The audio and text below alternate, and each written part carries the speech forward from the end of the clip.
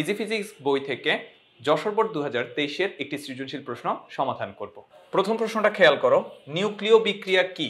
নিউক্লিয় বিক্রিয়া হলো এমন একটি প্রক্রিয়া যেখানে একটি পরমাণু নিউক্লিয়াস পরিবর্তিত হয় এবং এতে নতুন উপাদান বা শক্তি উৎপন্ন হয়। খেয়াল করো, নিউক্লিয় বিক্রিয়া হলো এমন একটি প্রক্রিয়া যেখানে একটি পরমাণু নিউক্লিয়াস পরিবর্তিত হয় এবং এতে নতুন উপাদান বা শক্তি উৎপন্ন হয়। খেয়াল করো, এখানে হচ্ছে একটি প্রক্রিয়া যেখানে পরমাণুর নিউক্লিয়াস পরিবর্তিত হয়, পরমাণুর মধ্যে যে নিউক্লিয়াস থাকে তা পরিবর্তিত হয় এবং এতে কি হয়? শক্তি উৎপাদন হয়। খ নম্বর প্রশ্ন হচ্ছে, উন্নয়ন কার্যক্রমের সাথে শক্তির ব্যবহারের ঘনিষ্ঠ সম্পর্ক রয়েছে কি? উন্নয়ন কার্যক্রমের সাথে শক্তির ব্যবহারের ঘনিষ্ঠ সম্পর্ক রয়েছে কিনা। শিক্ষাক্ষেত্রে যেমন প্রয়োজনীয় বিদ্যুৎ শক্তি দরকার হয়, তেমনি কৃষিক্ষেত্রে পানি সেচের জন্য পাম্প চালাতে বিদ্যুৎ শক্তি বা জ্বালানির প্রয়োজন হয়। স্বাস্থ্যসেবা নিশ্চিত করতে এবং বিশুদ্ধ পানি সরবরাহ করতে শক্তির প্রয়োজনীয়তা রয়েছে। এছাড়াও দেশের যোগাযোগ ব্যবস্থা, শিল্প কলকারখানা এবং অবকাঠামো গড়ে তোলার জন্য শক্তির প্রয়োজনীয়তা রয়েছে। সুতরাং দেখা যাচ্ছে কৃষি, শিক্ষা, চিকিৎসা, শিল্প সহ সকল ধরনের উন্নয়ন কার্যক্রম শক্তির ব্যবহার অপরিহার্য। গ নম্বর প্রশ্ন হচ্ছে, পাম্পটির লভ্য শক্তি নির্ণয় করো। পাম্পটির লভ্য শক্তির পরিমাণ নির্ণয় করো। এখানে খেয়াল করো, কর্মদক্ষতা বলা আছে, তা আমাদেরকে হচ্ছে লভ্য শক্তির পরিমাণ বের করতে বলছে। লভ্য শক্তি মানে হচ্ছে কৃত কাজ। তো এটা খুব নরমালি আমরা করে ফেলতে পারি। ডব্লিউ ইকুয়ালস টু কি? mgh। এম হচ্ছে ভর। কত ভর বলা হচ্ছে? এখানে 1500 লিটার পানি উঠানোর কথা। কত উচ্চতায়? 100 মিটার উচ্চতায়। That's it. তাহলে এখানে আমরা কি পাচ্ছি? এম হচ্ছে 1500, জি 9.8, এইচ হচ্ছে 100 মিটার। তাহলে আমরা এখান থেকে ক্যালকুলেশন করলে পাচ্ছি 1,14,47,000 জুল। যদি আমরা দশমিকে নিই, এই যে এখানে একটা দশমিক ছিল, এটাকে 1.47 এর আগে নিয়ে আসলাম, তাহলে 1.47 × 10⁶ জুল। এটাই হচ্ছে আমাদের কি লভ্য কার্যকর শক্তির পরিমাণ। গ নম্বর প্রশ্নে কি বলা হয়েছে? যদি পাম্পটির কর্মদক্ষতা 60% হয়, সেক্ষেত্রে 1500 লিটার পানি একই উচ্চতায় উত্তোলনের জন্য অতিরিক্ত কত সময় লাগবে?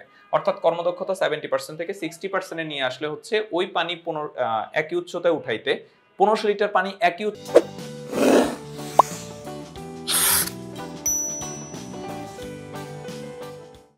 উঠাইতে অতিরিক্ত কতটুকু সময় লাগবে? আগে সময় লেগেছিল 2 মিনিট, এখন কত সময় লাগবে সেটা আমাদেরকে বের করতে বলা হয়েছে।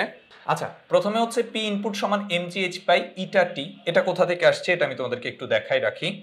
ইটা সমান হচ্ছে P output divided P input, বা পি ইনপুট সমান হচ্ছে পি আউটপুট ডিভাইডেড ইটা। পি আউটপুটের পরিবর্তে লেখা যায় হচ্ছে mgh বাই টি ডিভাইডেড হচ্ছে ইটা। তো এখান থেকে হচ্ছে mgh by eta T, mgh by eta T. তাহলে দেখো, এই যে পি ইনপুট সমান হচ্ছে mgh বাই ইটা টি। এখন এম হচ্ছে ভর। কত ভর?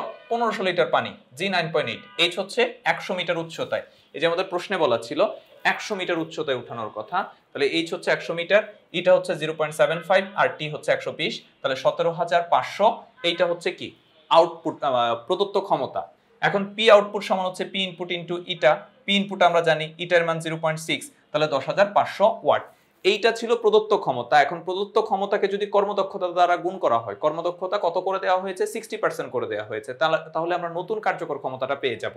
এখন নতুন কার্যকর ক্ষমতা পি আউটপুট সমান mgh বাই টি, টি সমান হচ্ছে mgh by P output, M এর মান হচ্ছে 1500, জি 9.8, এইচ হচ্ছে 100, ডিভাইডেড হচ্ছে 10,500। তাহলে এখান থেকে কত পাচ্ছি?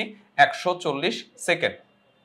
তাহলে আগে ছিল হচ্ছে 120 সেকেন্ড, এখন লাগতেছে 140 সেকেন্ড। এক্সট্রা কত সময় লাগতেছে? 20 সেকেন্ড লাগতেছে। তাহলে আমরা বলতে পারি যে এখান থেকে এক্সট্রা 20 সেকেন্ড সময়ের প্রয়োজন হয়।